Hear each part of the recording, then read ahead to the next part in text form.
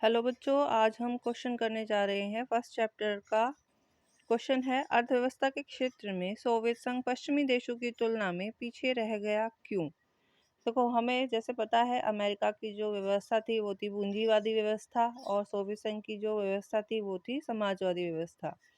तो समाजवादी व्यवस्था या साम्यवादी व्यवस्था वो होती है जिसमें संसाधनों पर पूरी तरह से सरकार का ही आधिपत्य होता है और इसी व्यवस्था को सोवियत संघ में अपनाया जा रहा था। पूंजीवाद में होता है लोगों को व्यापार करने की छूट होती है, प्राइवेटाइजेशन होता है। तो दोनों में ये अंतर था। अब बोला जा रहा है कि पश्चिमी देशों की तुलना, यानी कि पश्चिमी देशों से मतलब है अमेरिका और उसकी पूंजीवादी व्यवस्था को मानने वाले देशों की तुलना में सोवियत संघ और उसकी व्यवस्था को मानने वाले जो देश थे वो पीछे रह गए अर्थव्यवस्था के क्षेत्र में। ऐसा क्यों हुआ? तो जैसे कि हम देख रहे हैं इसमें 4 पॉइंट्स हैं, तो हम एक एक करके इनको डिस्कस करते हैं। तो हम आते हैं सबसे पहले नंबर 1 पॉइंट पर। सोवियत संघ ने अपने संसाधनों का अधिकांश परमाणु हथियार और सैन्य साजो सामान में लगाया, जिससे देश की अर्थव्यवस्था पर प्रभाव पड़ा और वह पश्चिमी देशों की तुलना में पिछड़ गया। देखिए, 1945 से लेकर 1991 तक का जो काल था वो शीत युद्ध का काल था। अब शीत युद्ध में विश्व 2 ध्रुवों में बट गया था, जिसमें एक था अमेरिका और दूसरा था सोवियत संघ। अमेरिका और उसके मित्र राष्ट्रों ने मिलकर के नाटो का निर्माण किया 1949 में, और 1955 में सोवियत संघ और उसके मित्र राष्ट्रों ने वार्सा पैक्ट का निर्माण किया। ये दोनों ही सैनिक संगठन थे। अब सोवियत संघ ने जितने भी राष्ट्रों को अपने गुट में शामिल किया था वो उनको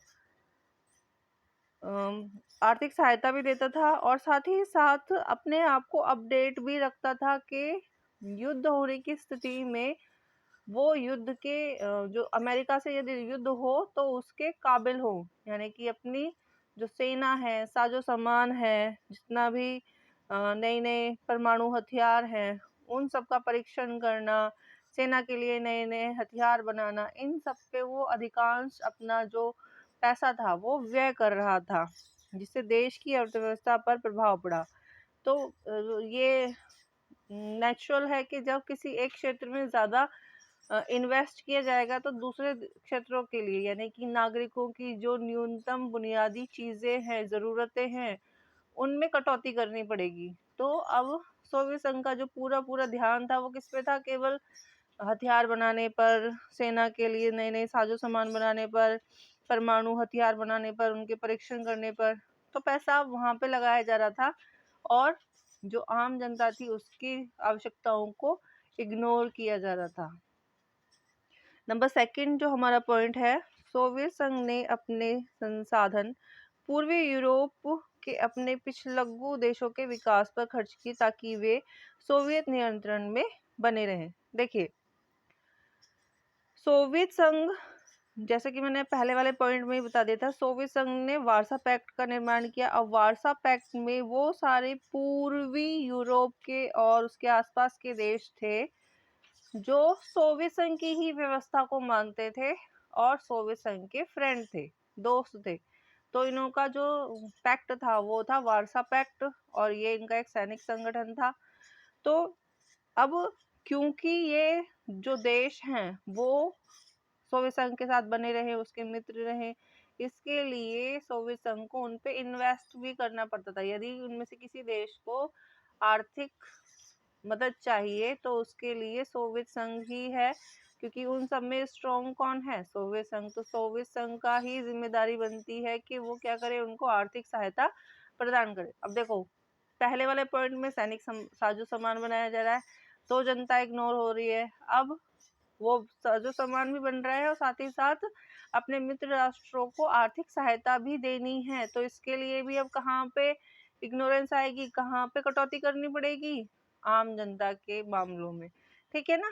तो अब इन्होंने क्या किया है, अपने देश के मित्र राष्ट्रों को बनाए रखने के लिए कि वो मित्र ही बने रहें, इसके लिए उनको भी आर्थिक सहायता वो दे रहे थे।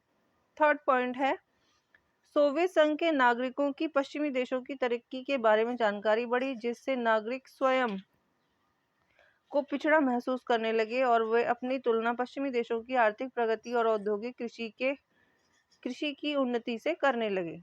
देखो, शीत युद्ध शुरू हुआ 1945 में और खत्म हुआ 1991 में, तो लगभग 45 साल ही मान लो, 45 और 45 90 होते हैं, तो 45 सालों में इतनी तकनीकी उन्नति हो चुकी थी, जैसे टेलीफोन्स आ गए थे, टेलीग्राम, यानी कि सूचना की तकनीकें जो हैं वो ज़्यादा तरक्की करने लगी थी। अब एक जगह की सूचनाएं विश्व के दूसरी जगह पर ज़्यादा जल्दी से पहुंच रही थी, जो कि 1945 के टाइम में बहुत धीरे से पहुंचती थी।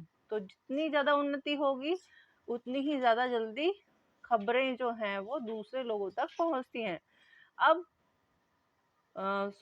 अमेरिका भी एक व्यवस्था को मान रहा है जो है पूंजीवादी व्यवस्था। सोवियत संघ भी एक व्यवस्था को मान रहा है जो है साम्यवादी व्यवस्था। साम्यवादी व्यवस्था अपनाने के बावजूद सोवियत संघ उन्नति नहीं कर पा रहा है, आर्थिक उन्नति, जबकि पूंजीवादी व्यवस्था को मान करके अमेरिका और उसके जो मित्र राष्ट्र है वो आर्थिक प्रगति कर रहे हैं। इस बात की खबर जब सोवियत संघ और उसके मित्र राष्ट्रों को लगी तो उनको भी उत्सुकता हुई कि वो भी क्या करें, अपनी व्यवस्था को बदलने के ऊपर ध्यान दें, क्योंकि वो भी चाहते हैं कि हमारी भी आर्थिक प्रगति हो।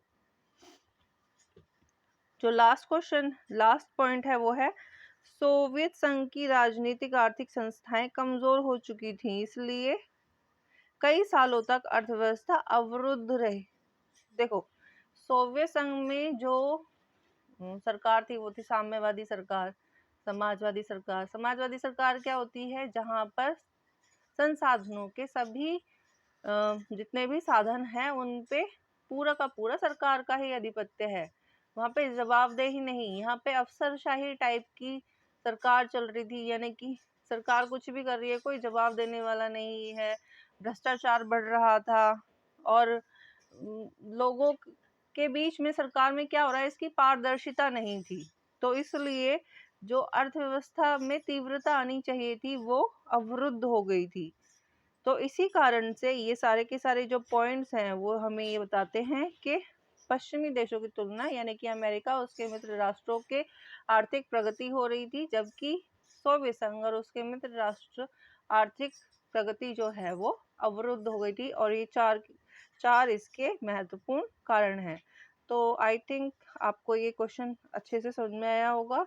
अब आज के लिए इतना ही। नेक्स्ट वीडियो में हम अगले क्वेश्चंस को डिस्कस करेंगे। तब तक के लिए धन्यवाद।